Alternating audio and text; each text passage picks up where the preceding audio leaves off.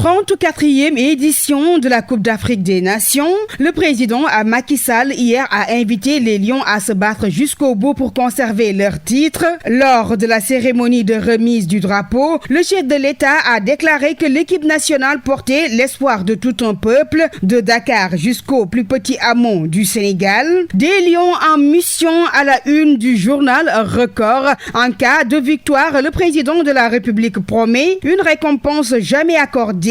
L'énorme promesse de Macky aux Lions du Sénégal. Si vous remportez le trophée, titre le journal.actu. Macky galvanise les Lions, notons dans l'Indépendant. En attendant une deuxième trophée, le président a rassuré que l'État du Sénégal va travailler avec la Fédération sénégalaise de football pour mettre l'équipe dans les meilleures conditions de compétition. L'éveil parle des Lions dopés pour dompter. En tout cas, dans les colonnes du journal Les Échos et Verdict, le capitaine Kalidou Koulibaly a promis que les Lions du Sénégal donneront tout pour conserver leur titre. Système de contrôle du parrainage, un autre sujet qui intéresse la quasi-totalité des journaux sénégalais. 21 admis, 72 recalés, dont 4 premiers ministres, observe le journal La Dépêche. Pour l'enquête, le parrainage est dur pour les anciens premiers ministres. Fin de la loterie des parrainages. Le Conseil constitutionnel tire 21 coups de canon, écrit Le Témoin, relevant que 21 candidats passent. En attendant l'oracle qui sera rendu le 20 janvier prochain,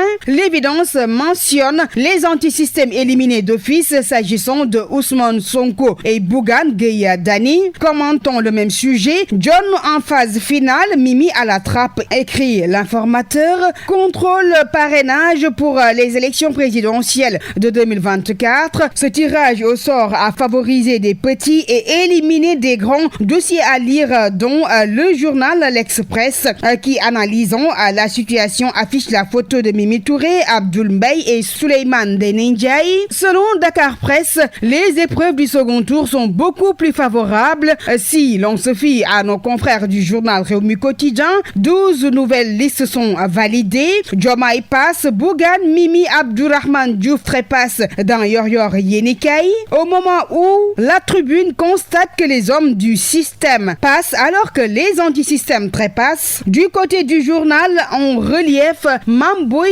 Diao passe le cap des parrainages avec 53 022 parrains. Pendant ce temps, Révélation s'intéresse à la vieille garde féminine à la trappe, pour ainsi parler de Aminata Touré, Aïda Mbodj et Amsatou Sow Sidibé. Besbi Le Jour, pour sa part, évoque les effets secondaires de la rationalisation par le parrainage. Et puis parlons tout à fait d'autre chose. Assise internationale de la presse francophone, Macky porté en apothéose par la presse du monde, rapporte le journal.actu.